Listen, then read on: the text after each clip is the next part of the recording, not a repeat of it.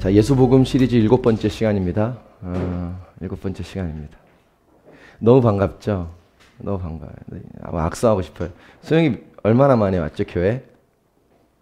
3달 만에 왔어요. 아, 그렇구나. 그 앞에도 교회 한 5달 만에 온 애가 있어요. 그 앞에.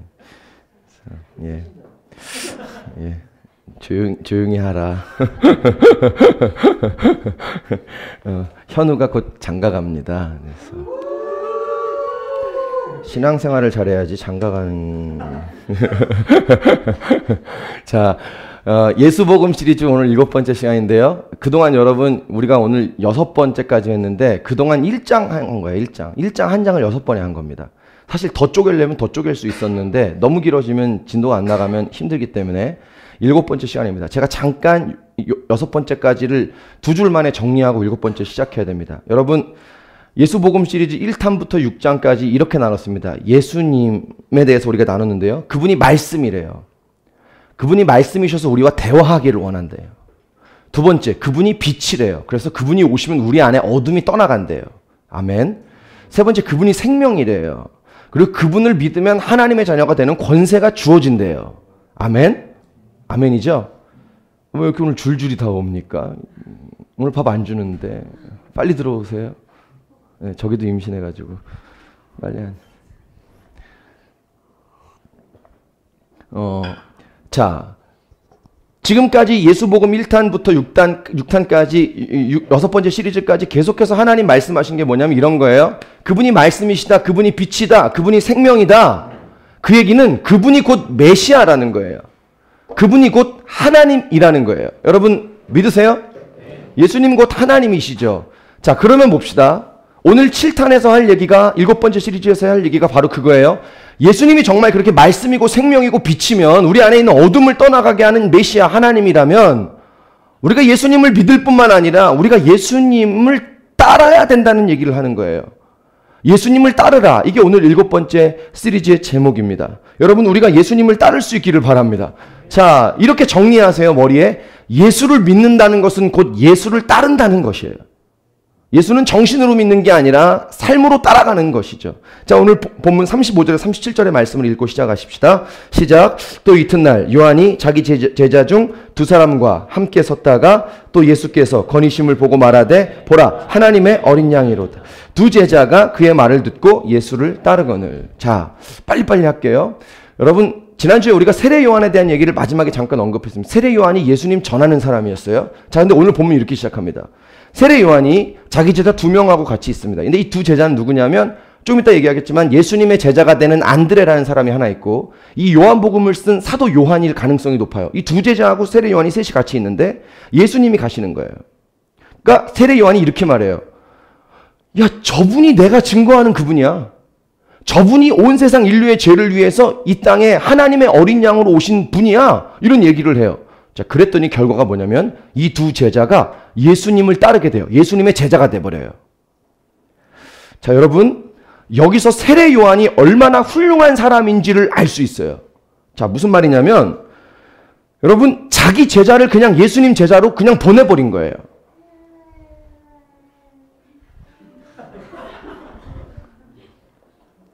제가 저럴 때가 됐어요. 이제. 자기 제자를 예수님의 제자로 보내버린 거예요. 아무 사심 없이 나를 따르는 사람이잖아요. 여러분 이게 쉬운 게 아니에요. 가령 예를 들어 아주 극단적인 예예요. 우리 교회 다니고 있는 어떤 애를 제가 남의 교회 교인으로 보내는 건 쉬운 일이 아니에요. 가겠다는 얼굴인데요.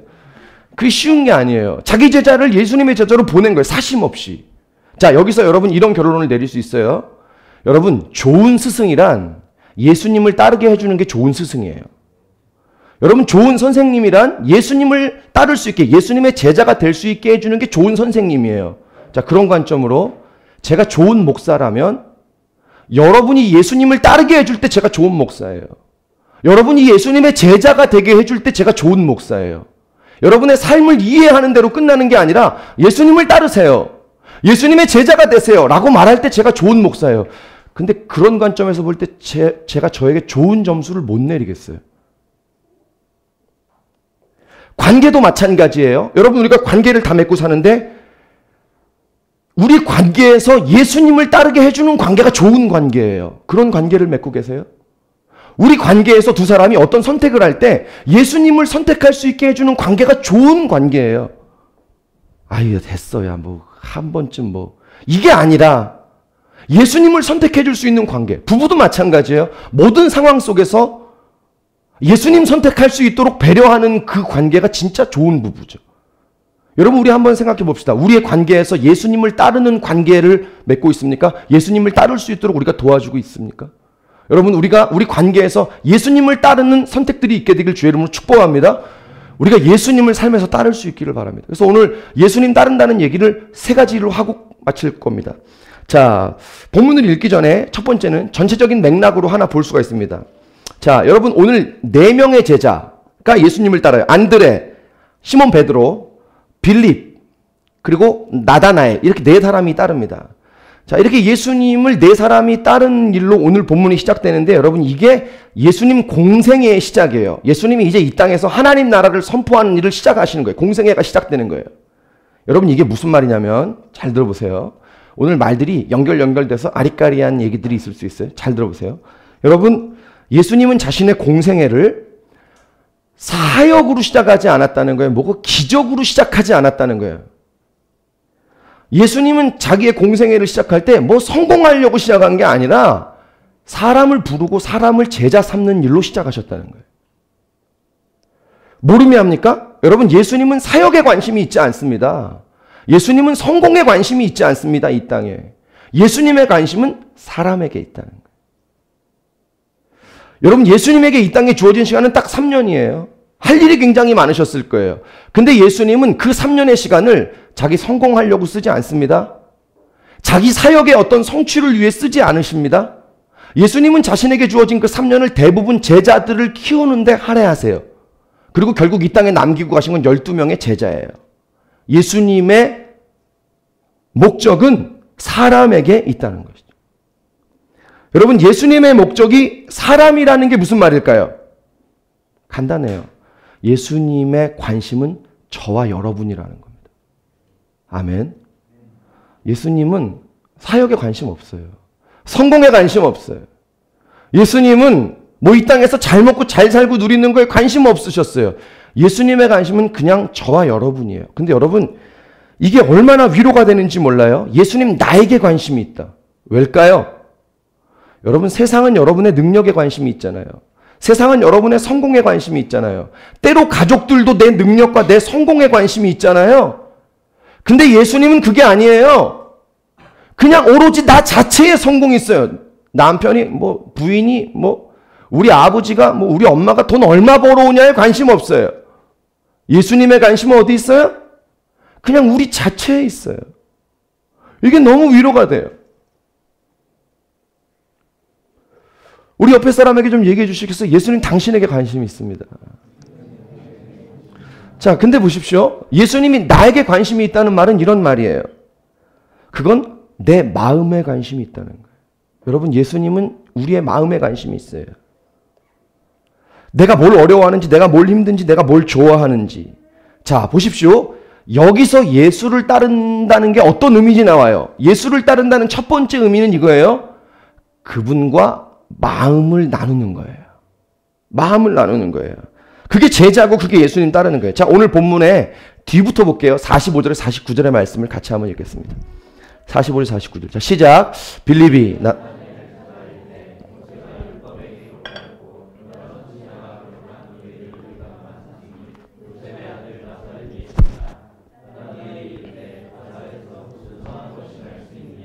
빌립이 이르되 와서 보라. 예수께서 나다나엘이 자기에게 오는 것을 보시고 그를 가리켜 이르시되 보라, 이는 참으로 이스라엘 사람이라 그 속에 간사한 것이 없도다.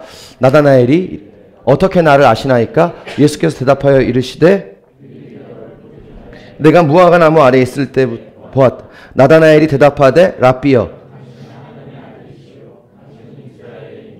자, 저를 보십시오. 제가 이거 설명이 좀 필요합니다. 여러분, 오늘 빌립이라는 사람이 예수님의 제자가 됩니다. 그래가지고 자기 근처에 나다나엘이라고 하는 좋은 사람이 있는데 그 사람에게 예수님을 소개하고 싶은 거예요. 전도하고 싶은 거예요. 그래서 나다나엘 보고 야, 내가 메시아를 만났다는 거예요. 그래서 예수님을 전합니다. 그랬더니 나다나엘이 뭐라고 그러냐면 야 무슨 나사렛에서 선한 게 나냐 이래요. 나사렛은 여러분 버려진 땅이거든요. 예, 궁금하면 성경 탐구에 오시면 됩니다.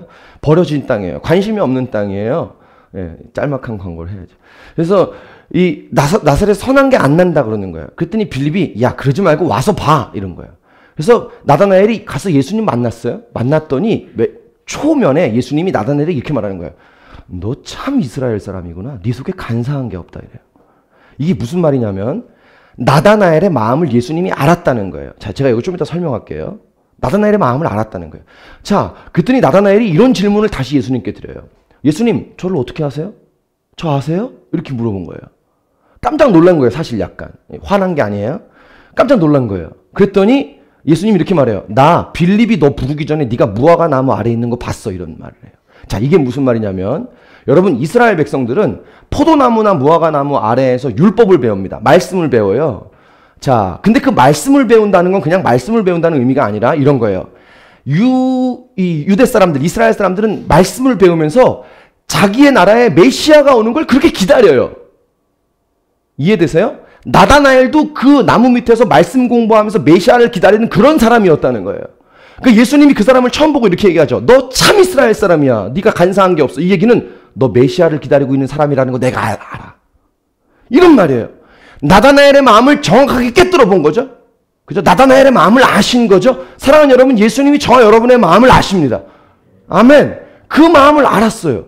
그 얘기를 들은 나다나엘이 제자가 됩니다. 이게 다예요. 여러분, 예수님을 따른다는 거는 예수님과 마음을 나누는 거예요. 다른 게 아니에요. 정리할게요. 예수를 믿는 것은 예수를 따르는 거고, 예수를 따르는 것은 그분과 마음을 나누고 사는 거예요. 예수 따른다는 건 그분을 위해 뭔가 일을 하는 게 먼저가 아니에요. 주님과 마음을 나누는 게 먼저예요. 여러분 오늘 주님과 마음을 나누세요. 여러분 안에 어떤 거든지, 아픈 거든지 힘든 거든지 원망되는 거든지 어떤 것인지 나누십시오. 그게 예수 믿는 거예요. 그게 예수 따르는 거예요. 자, 조금 더 나눌게요. 여러분, 하나님이 우리에게 원하시는 것은 마음이에요. 우리 마음. 주님이 원하시는 건 우리가 이 땅에서 뭐 대단히 성공하고 뭐 사역적으로 성공하고 목회 성공하고 이런 거 아니에요. 예수님이 원하는 건 단지 그냥 우리 마음이에요. 여러분, 예수님이 원하시는 건 이 예배 자체가 아니에요. 예수님이 원하시는 건 예배 드리는 사람들의 마음이에요. 예배가 멋지고 화려하고 사운드 끝내주면 뭐합니까? 예배 드리는 사람의 마음이 주님께 가 있지 않다면 그 예배, 예수님 원하는 예배 아니죠. 사랑하는 사람이 나하고 같이 있는데 몸은 같이 있는데 마음이 여기 없어요. 그거 의미 없잖아요. 그래서 우리 와이프가 가끔 저한테 화내거든요. 내가 생각이 교회에 가 있으니까. 내가 생각이 여러분에게 가 있으니까. 자꾸 해서 흰머리가 나는데 우리 아내는 여보 돌잔치 어떻게 해야지? 자꾸 물어보거든요. 내가 반응을 그치 하면 돼. 제가 자꾸 그 반자동으로 자꾸 제 안에 몇 가지 문장을 써놓은 걸 자꾸 얘기하게 돼요. 아, 알아볼까? 이거 무슨 말인지도 모르고 그냥 알아볼까? 이렇게. 여러분, 이 예배에서 주님과 마음을 나눠야 진짜 예배예요. 여러분, 우리 삶에서 주님과 마음을 나눌 때 그게 진짜 신앙생활이에요. 할렐루야. 여러분, 신앙생활이란 여러분에게 여러분 마음에 이렇게 정돈이 되면 좋겠어요. 여러분, 신앙생활이란 마지못해 교회에 나오는 게 아닙니다. 지옥에 가기 싫어서 순종 안 하면 혼날까봐, 고난당할까봐, 하나님이 치실까봐 정답 알려고 말씀 보는 게 아닙니다. 신앙생활은 그 관계를 통해, 예배를 통해, 말씀을 통해 주님과 마음을 나누는 거죠. 여러분, 주님 원하시는 거 간단해요. 한 문장이에요. 내게 네 마음을 다오. 내게 네 마음 줘. 우리 사랑하는 사람들이 그거 원하는 거 아니에요? 내게 네 마음 줘. 자, 여러분, 신앙생활을 제가 다른 말로 좀 풀어볼게요. 멋있게 써보려고 노력을 좀 했어요. 여러분, 신앙생활은 죄로 말미암아 지옥 갈 수밖에 없는 우리를 위해 아들, 전부를 주신 그 십자가 사랑의 그 하나님 아버지의 마음에 내가 반응해 드리는 거예요. 멋있었었죠? 나를 위해 전부, 내 아들을 저를 어떻게 줘요? 못 줍니다. 전부예요. 아들을 줬다는 얘기는 전부예요. 이 얘기는 이제 나중에 할게요. 외전분지. 그 십자가 사랑, 전부를 주신 하나님의 마음에 반응하고 사는 게 신앙생활이에요. 그리고 오늘도 그 전부를 주신 그 사랑으로 오늘도 내가 있는 어떤 상황이나 어떤 형편이나 어떤 모습이든지 내 어떤 모습과 상관없이 그 전부를 주신 사랑으로 오늘도 나하고 함께 계신다는 그 사실을 계속 주님은 오늘도 우리에게 마음을 나눠요. 네가 어떠하든지, 네가 어떤 모습인지, 어떤 형편이든지 나는 너와 함께 있길 원한다. 그 마음을 자꾸 나눠요. 그 마음에 반응하고 사는 게 신앙생활이에요.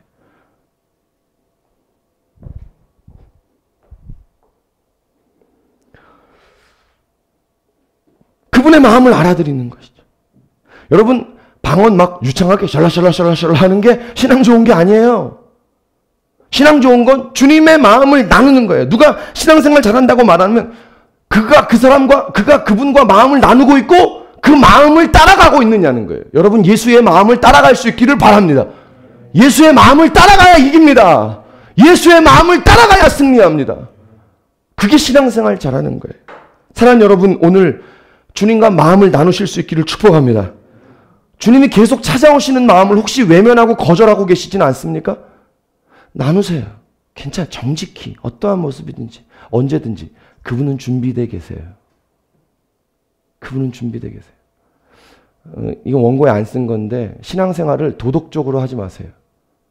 가면은 주님이 축복하고 가면은 주님이 행복하게 해주고 내가 잘했으면 주님이 나 축복하고 못했으니까 나 혼내실 거고 도덕적으로 하지 마세요. 주님은 그런 관계를 원하지 않습니다. 윤리적 관계가 아닙니다. 우리가 주님과 마음을 나눌 수 있기를 축복합니다. 두 번째, 예수님을 따른다는 게 뭔가 38절에서 42절의 말씀입니다. 38절에서 42절. 자, 여러분 한번 읽어봐 주시겠어요? 시작. 예수께서 돌이켜 이르되 랍비여 어디 계시오니 하니 예수께서 이르시되 때가 10시쯤 요한의 말을 듣고 예수를 따르는 두 사람 중 하나는 시몬 베드로의 형제 안드레라. 그가 먼저 자기의 형제. 메시아는 번역하면 그리스도라. 데리고 예수께로 오니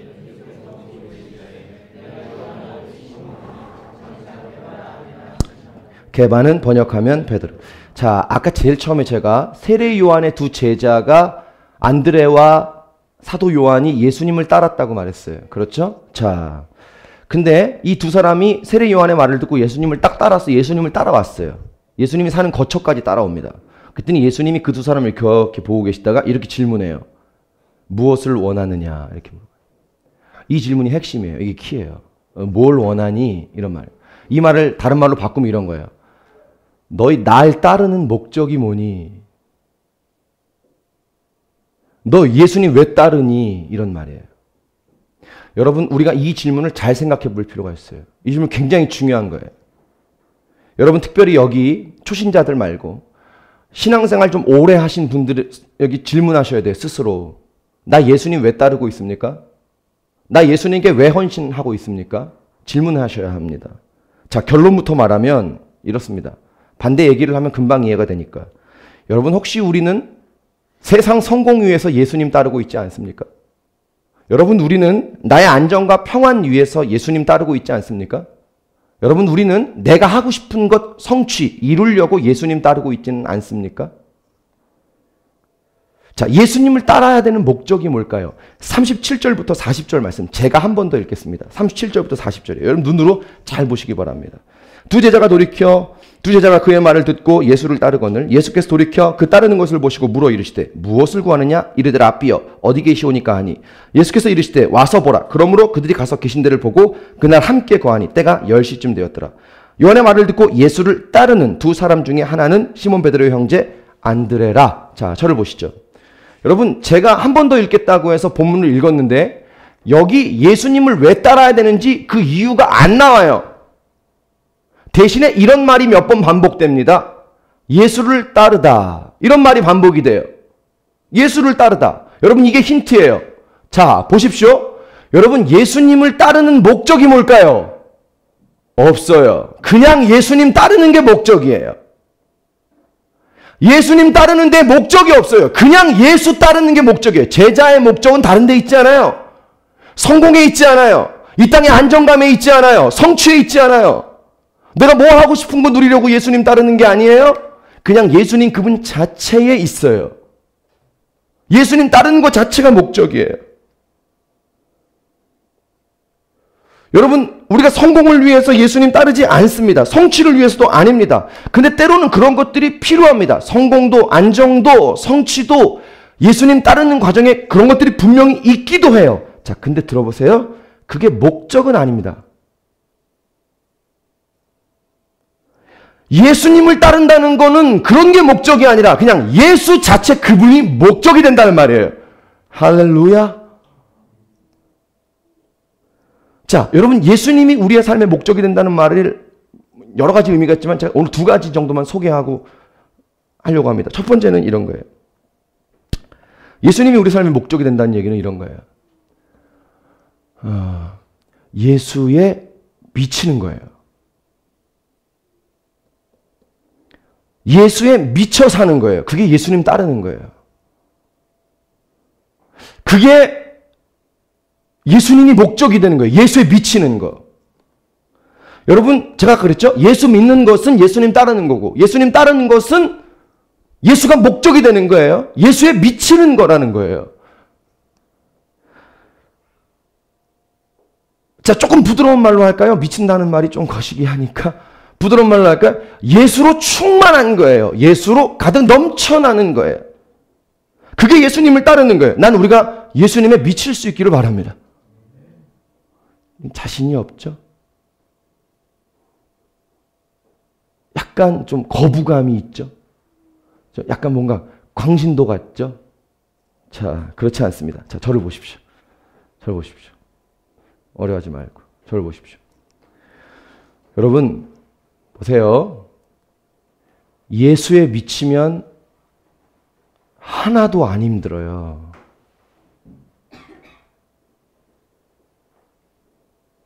여러분, 예수에 미치면 하나님 힘들다는 기도 안 할게요. 이런 말이 나와요. 여러분, 예수에 미치면 진짜 하나도 안 힘들어요. 여러분, 신앙생활이란 그냥 교회 종교의식을 배우거나 이 공동체 문화를 배우는 거가 아닙니다.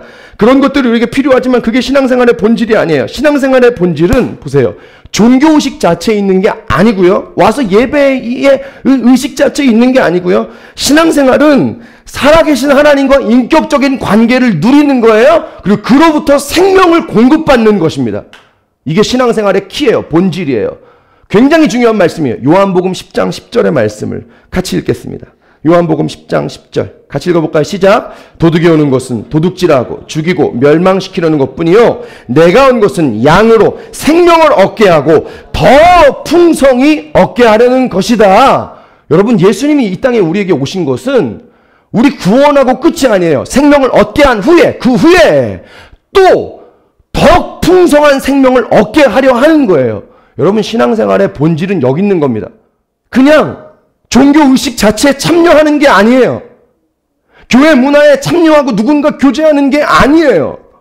신앙생활의 본질은 그분과 생명적인 관계를 맺고 그분으로부터 오는 생명을 날마다 누리는 거예요. 예수님과 날마다 생명적인 관계를 맺고 그분께 생명을 공급받는 거예요. 그게 예수님에 미치는 거예요. 그러면 진짜 아무것도 안 힘들어요. 힘들다는 기도 안 할게요, 주님. 예수 믿는 건 예수 따르는 거고 예수 따르는 것은 예수에 미쳐 사는 게 신앙생활이에요.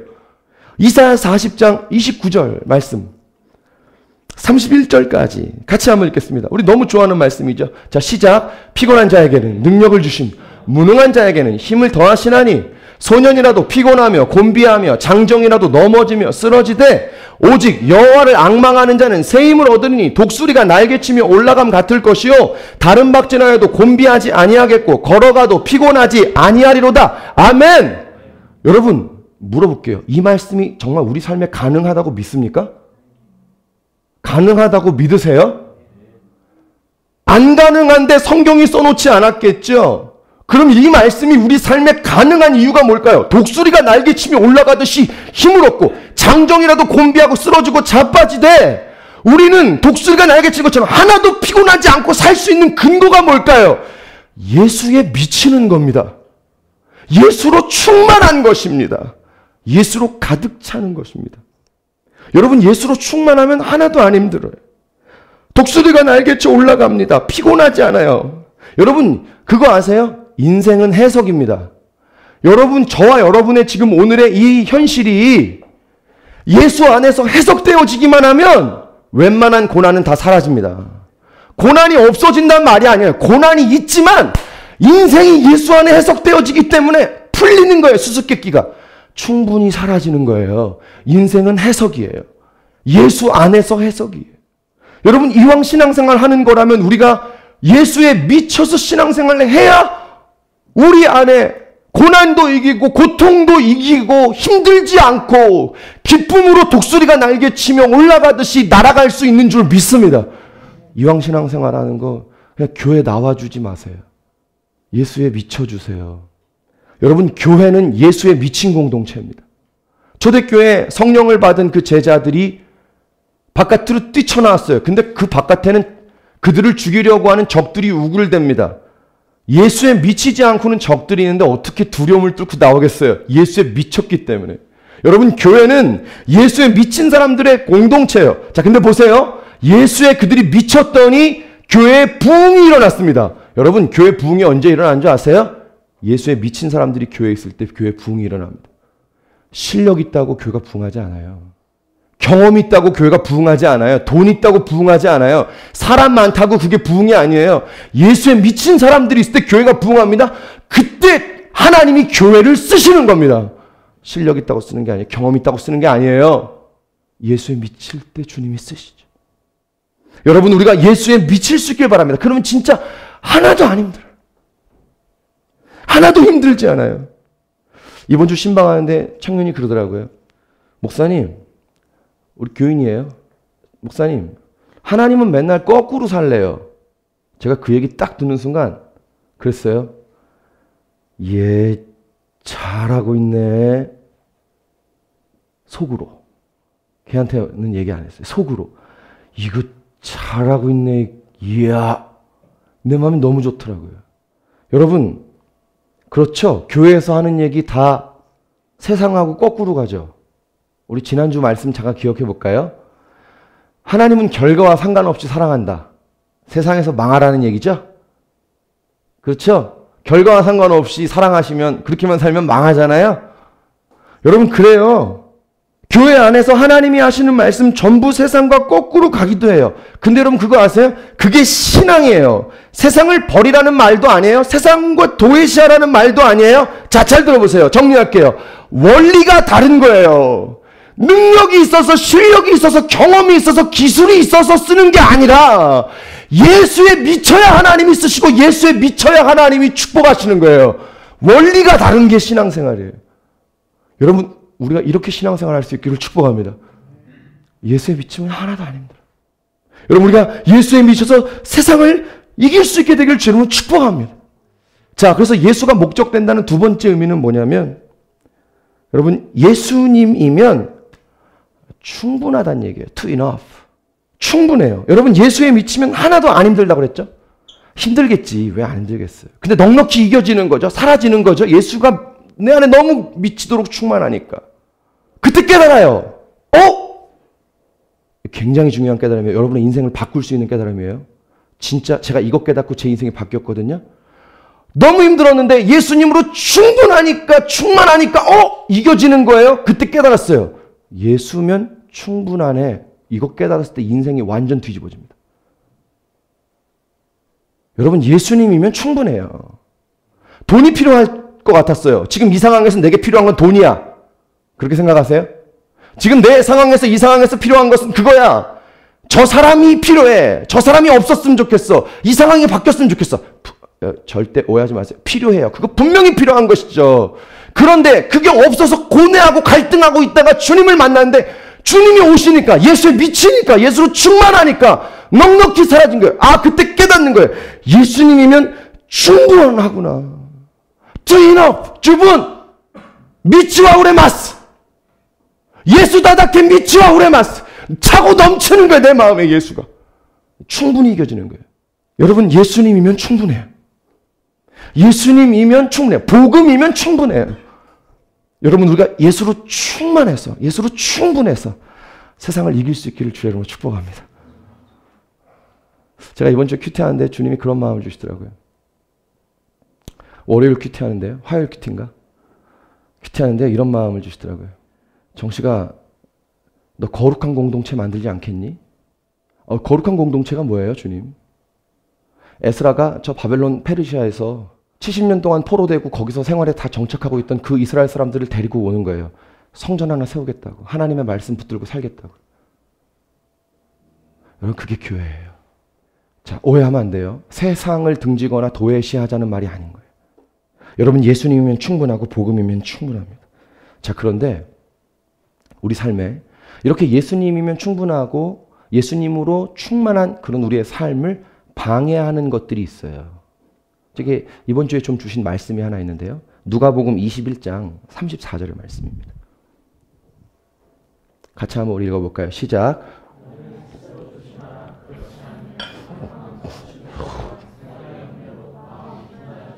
뜻밖의 그날이 너희에게 한 번 더 읽어볼까요? 시작. 너희는 스스로 조심하라. 그렇지 않으면 생활의 염려로 마음이 둔하여지고 뜻밖의 그날이 덫과 같이 여러분, 우리의 삶에 예수님으로 충분하면 이길 수 있고 하나도 안 힘든데 그걸 방해하는 게 뭐냐면 간단히 말할게요. 이런 말이에요. 생활의 염려예요.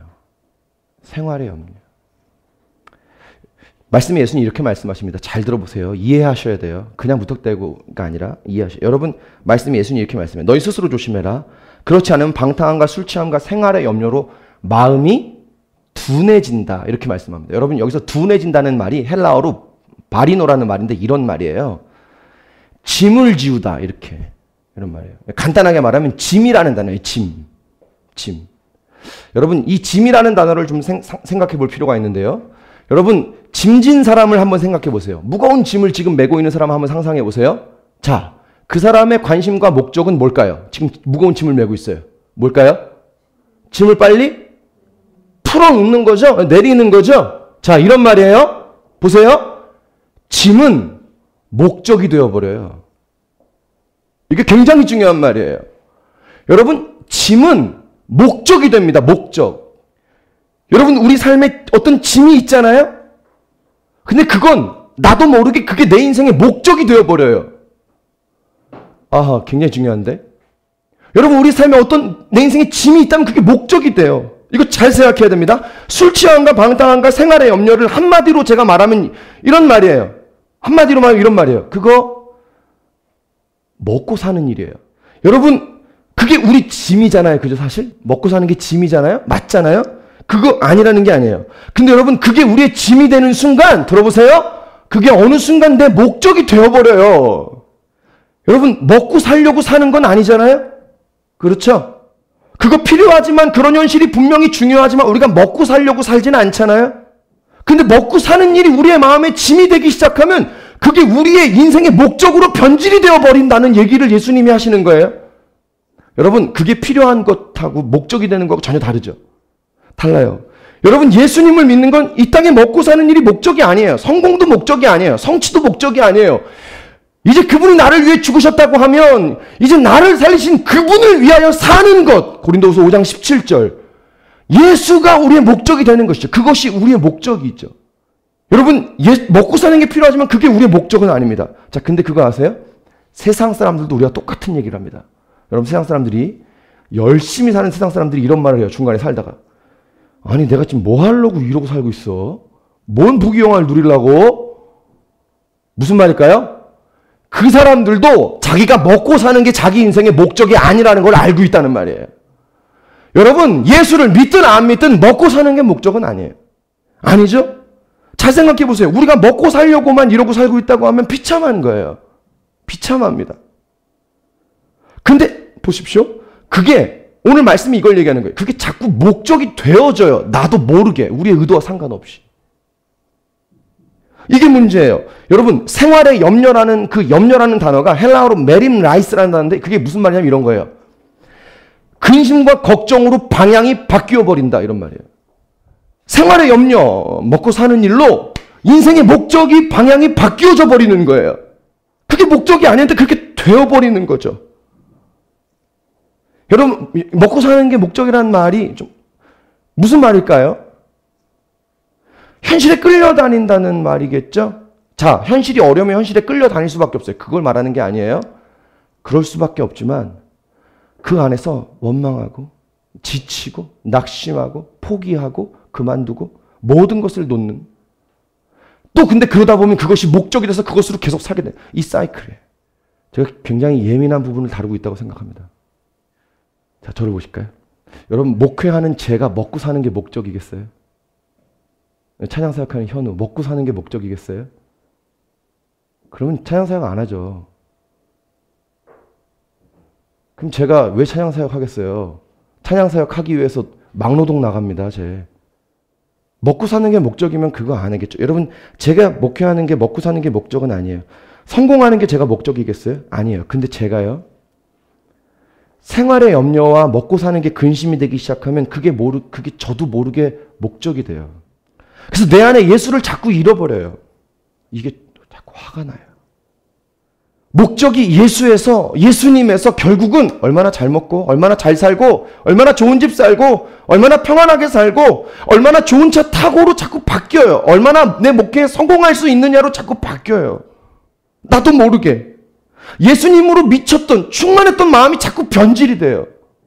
그러려고 한 게 아닙니다. 여러분, 우리가 주일 예배에서 예수님으로 충만한 마음을 가지고 예배를 마쳤어요.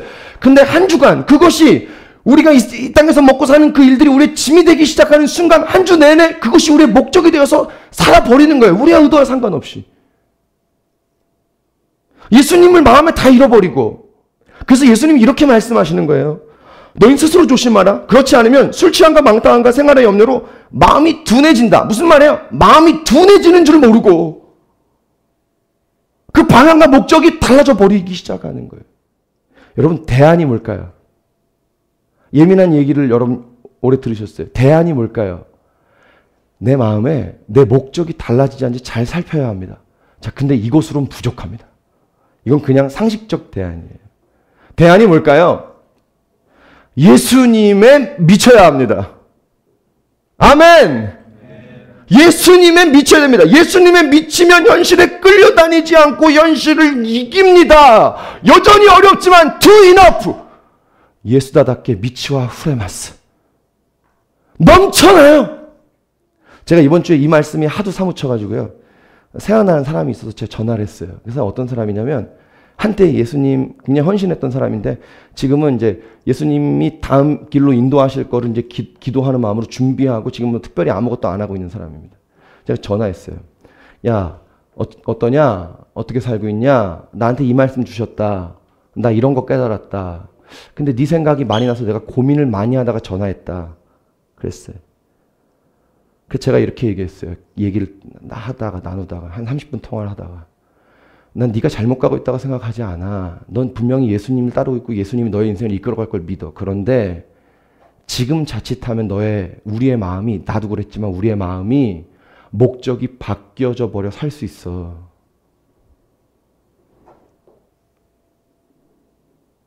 여러분, 결국 이게 우리 신앙생활을 방해하는 거죠. 예수님을 더 사랑하고 더 따르고 싶지만 두려워요.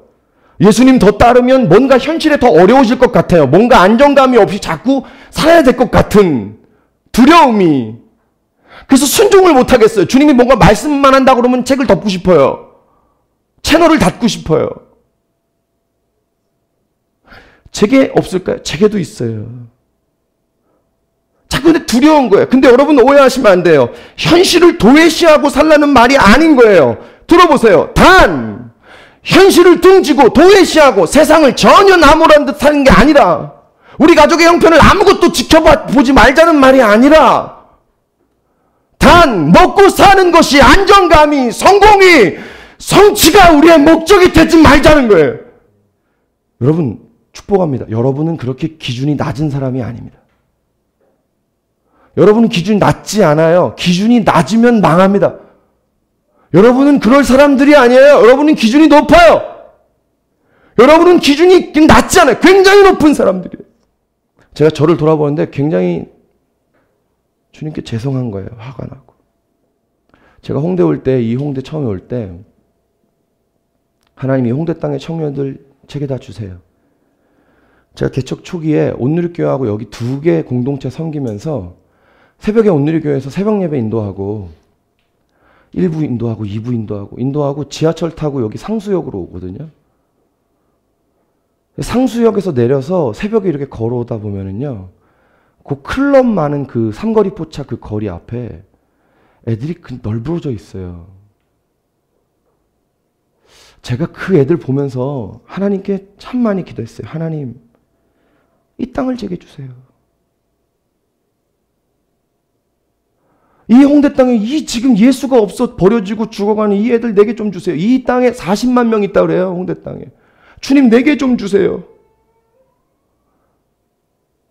제가 정확히 기억합니다. 아버지의 마음, 가난한 자, 어두운 자, 빛이 없는 자들, 이 찬양이 어느 날 새벽 예배하고 상수역까지 지하철 타고 오는데 6호선 타고 오는데 거기서 그 찬양이 터져 나오는데 상수역에서 내려가지고 그 지하철 플랫폼에서 의자에서 일어날 수 없이 그 찬양 부르며 가슴이 뭉클해가지고 뜨거워서 주님 이 땅을 내게 달라고 했던 그날 제가 기억합니다. 근데 그 마음이 사라진 거예요, 제가.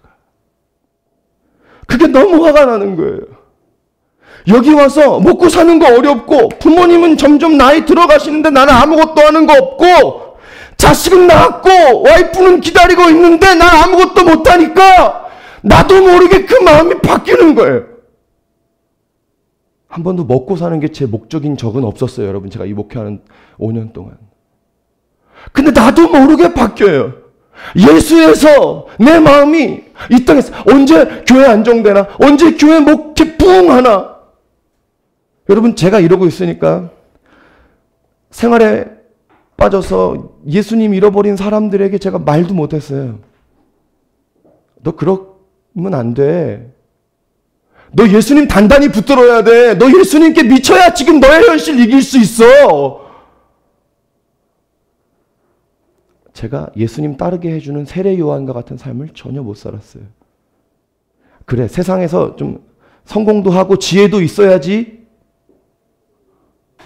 그래, 세상에서 좀 성공도 하고 지혜도 있어야지. 거기도 우리 사는 데인데 틀린 말 아니죠?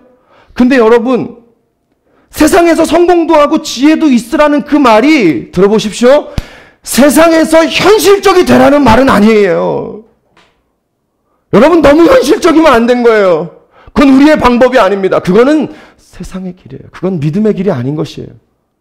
너무 계산기 두드리며 살 수 없어요. 인생 더 살아보세요. 계산기 두드리며 살 수 없는 일이 훨씬 더 많습니다. 제가 여러분이 절 싫어해도 예수 안에서 여러분들이 바른 길 갈 수 있도록 계속해서 말해야 되는데 제가 그걸 못했어요. 내가 충만하지 않으니까. 내가 예수에 미치질 않으니까. 오늘 마지막 포인트 정리하고 마칠게요. 여러분, 예수님을 따른다는 건 이런 것입니다. 브릿지의 삶을 사는 거예요. 브릿지. 오늘 말씀이 그 얘기죠. 브릿지. 누굴 통해 예수님을 만납니다. 세례 요한을 통해 두 제자가 예수님을 만나요. 빌립을 통해 나다나엘이 예수님을 만나요. 안드레를 통해 시몬 베드로가 예수님을 만나요. 누군가를 통해 예수님을 만나요. 여러분, 예수님을 따른다는 건 내가 브릿지가 되는 거예요. 나를 통해서 예수님이 보여지는 거예요. 나를 통해서 예수님이 증거되는 거죠. 여러분, 예수님을 따른다는 건 우리가 브릿지의 삶을 사는 거 아니겠어요? 여러분, 도전합니다. 여기 저를 비롯하여 신앙생활 좀 오래 하신 분들, 오래 하셨던 분들, 여러분, 우리가 브릿지의 이 역할 감당하고 있습니까? 우리 리더십들 브릿지의 역할 감당하고 있나요? 우리를 보면 초신자들이 예수님 따르는 거 저런 거구나. 예수님 따르는 거 이런 삶이구나. 이 땅에서 결국 먹고 사는 일 아니고 예수님 따르는 거 저런 거구나. 우리의 삶을 통해 도전받고 있나요? 우리의 말을 통해, 우리의 행동을 통해 도전받고 있나요? 여러분, 그것이 예수님을 따르는 것이죠. 그런 우리의 삶을 통해 예수님의 제자가 되고 싶은 사람들이 세워지는 것이, 그것이 예수님을 따르는 것이죠. 여러분, 우리를 통해 예수님이 드러날 수 있기를 주의 이름으로 축복하는 것입니다. 내 삶을 통해 누군가 도전받았으면 좋겠다는 거예요. 내 삶을 통해 예수님 제자 되고 싶다고. 먹고 사는 거 어려워도 이 땅의 목적이 아니라 나 저 사람처럼 예수님의 제자 되고 싶다고. 그런 도전이 여러분 우리 가정에, 우리 교회에, 우리 초신자들이 저와 여러분을 볼 때 그런 일이 있었으면 좋겠어요. 고난이 있고 어려움이 많지만 예수로 충분하고 충만해서 넉넉히 이기는 그 삶. 사랑하는 여러분, 이렇게 선포하고 마치고 싶습니다. 예수님을 붙잡으십시오. 예수님을 따라가십시오. 그분은 우리의 말씀이자 빛이자 생명이에요. 그분을 따라가는 것이 우리의 삶이에요. 예수님이 오늘 나다나엘에게 이렇게 말씀하세요. 자, 이 얘기하고 마치겠습니다. 예수님이 나다나엘에게 이렇게 말씀하세요. 네가 이걸 보고 놀라니? 네가 이보다 더 큰 일을 보게 될 것이다. 여러분, 예수님 따라가세요. 더 큰 일을 보게 될 줄 믿습니다. 예수님 따라가세요. 더 큰 일을 만나게 될 것입니다. 예수님 붙잡으세요.